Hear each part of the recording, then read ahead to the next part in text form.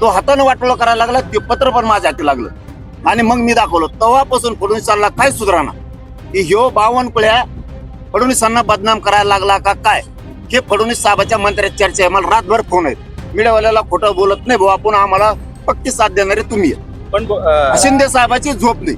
आत्ता गाडीत फोन आला, काय म्हणले सर? ते म्हणले आमची चूक सुधारित होतो आम्ही बघतो म्हणजे सुधरा, पहिल्यासारखे प्रेम सुरू, चूक सुधारायची. राजकारणात मी चपडप करणार नाही. कशात? तुमच्या भाजपमध्ये, शिवसेनेत, राष्ट्रवादीत मी चपडप करणार नाही. चूक सुधरा दोघांनी पण, आणि आमचे प्रमाणपत्र पुन्हा द्या, काहीच हरकत नाही. नाही दिले तर मराठ्यांनी गप बसायचं नाही. नसता तुमच्यात मराठीचं रक्त खेळत नाही, हे आम्ही मराठी सिद्ध करणार. दुसऱ्या वेळेस तुम्हाला मराठ्यांच्या लोकांना आम्ही पाडणार. शिंदे साहेबांचा फोन आला होता का तुम्हाला? त्यांच्या ओळखीचा त्यांचा फोन घ्या ना, मी त्यांचा घ्याय ना, कोणाचाच घ्याय नाही. कोण मिस कॉल दाखायचे मग? नाही त्यांचे सगळ्याचे भाजप सहित मिस कॉल आहेत, घ्यायचेच नाही. तुम्ही रितसर करा. संजय शिरसाटचे तर 250 पेक्षा जास्त असते.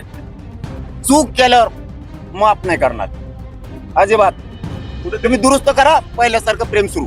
सरकार कुठेतरी तुमचं आंदोलन जे आहे टप्प्याटप्प्याने तुम्ही जात आहे, मात्र ते कुठेतरी थंड करायचं, थोडा बढावा द्यायचा आणि पुन्हा एक मागणी मान्य करायची, पुन्हा थंड करायचं, असा हा प्रयत्न दिसतोय का थंड करून खाण्याचा? त्यांच्या डोक्यातच आहे नाही मराठी पहिले नाही राहिले म्हणून.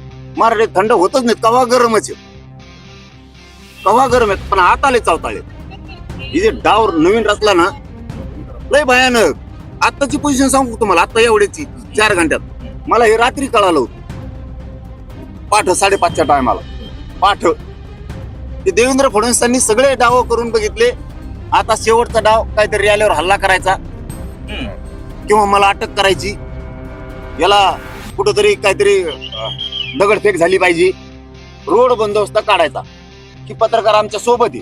धाराशिवच्या बाउंड्री पर्यंत रोड बंदोबस्त होता, तिथून पुढे रोड बंदोबस्त उठवला. मला रात्री कळायला तर सकाळी यशस्वी झालं. मी खोटं कधीच माहिती देत नाही. आणि तू अटक करायला कोण येणार आहे? तू नुसतं ई, मग तुला मराठी काय असते सांगते ते बाकीचे भेटेत. ईडीचं भी वाटत, आमच्याचं भी वाटतं. माझ्याजवळ काय घंटे आहे ईडीला आणि भिडीला. तू नुसतं पुढून येईन, तू अटक करून दाखव, मग मराठ्यात तुला कळण राज्यात काय असतं. यांना काय झालं, यांना एक माझा आला. यांच्या डोक्यात एक शब्द गेलेला आहे, आपलं कोणी काही करीत नाही. बहुमताने आलो, त्यांना माहितच नाही मराठ्यांनी निवडून दिलं. हे मुसलमानाच्या मागं लागले, त्यांना वाटलं आमचं कोणी काही करीत नाही. हे धनगराच्या मागं लागलेत, 15 वर्ष झालं फसिलंय, त्यांना वाटतं आमचं कोणी काही करीत नाही. मराठ्याला फसिलं, आता दलितांचं बंजारा समाजाला फसवलं. त्यांच्या डोक्यात फुटी. शेतकऱ्याला फसवलं.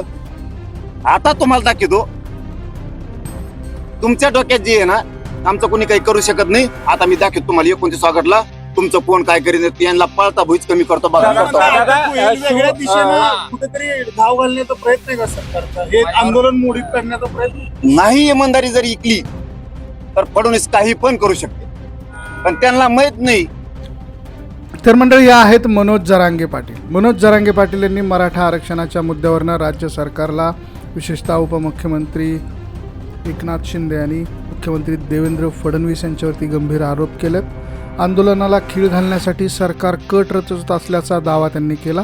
आरक्षणाची मागणी मान्य न झाल्यास राजकीय परिणामांचा इशारा देखील देण्यात आला आहे.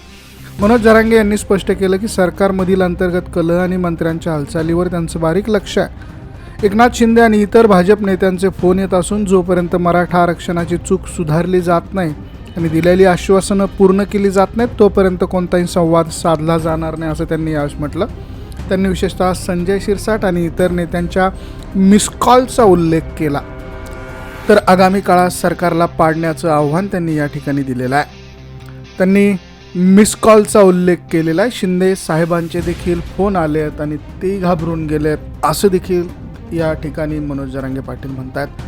जरांगे यांनी देवेंद्र फडणवीस यांच्यावरती गंभीर आरोप केलेत आणि म्हटलं आहे की आंदोलन दडपण्यासाठी सरकारकडून डावपेच आखले जातात. आंदोलकांवर हल्ला करणं, दगडफेक घडवून आणणं, अशा घटना होण्याच्या शक्यता असल्याचं देखील त्यांनी या ठिकाणी सांगितलं.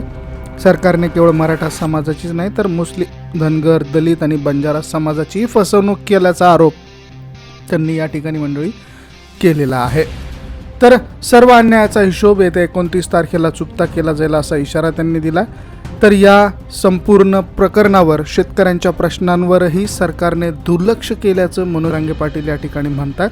सर्व अन्यायाचा हिशोब येत्या 29 तारखेला आपण चुकता करणारच असा इशारा त्यांनी यावेळी दिलेला आहे. अजून सरकारला त्यांची जागा दाखवून देण्याचा निर्धार देखील मनोज जरांगेंनी या ठिकाणी व्यक्त केला आहे. तर सरकारने मराठा समाजाला दिलेले आश्वासनं पाळून त्वरित प्रमाणपत्र नियमित करावे असं त्यांचं म्हणणं आहे. 29 तारखेच्या नियोजित कृती कार्यक्रमाद्वारे सरकारला मराठा शक्तीचं दर्शन आपण पुन्हा एकदा घडवून देणार असं देखील ते म्हणतात. कोणत्याही परिस्थितीत आंदोलन शांत होऊ न देता आपण मागण्यांवरती ठाम असल्याचं मनोज जरांगे पाटील म्हणतात. सरकारच्या कोणत्याही दडपशाहीला किंवा अटकेच्या धमक्यांना आपण घाबरत नसल्याचं ते या ठिकाणी म्हणतात. मनोज जरांगे पाटील यांनी सरकारला स्पष्ट शब्दात बजावलेलं आहे की मराठा समाज आता फसवणुकीला बळी पडणार नाही. जर सरकारने आपली भूमिका बदलली नाही तर त्याचे गंभीर परिणाम आगामी काळात सत्ताधाऱ्यांना भोगावे लागतील असा इशारा मनोज जरांगे यांनी या ठिकाणी मंडळी दिलेला. याबद्दल तुमचं मत काय, तुम्हाला काय वाटतं कमेंटमध्ये नोंद करा. व्हिडिओ आवडला तर शेअर जरूर करा. धन्यवाद.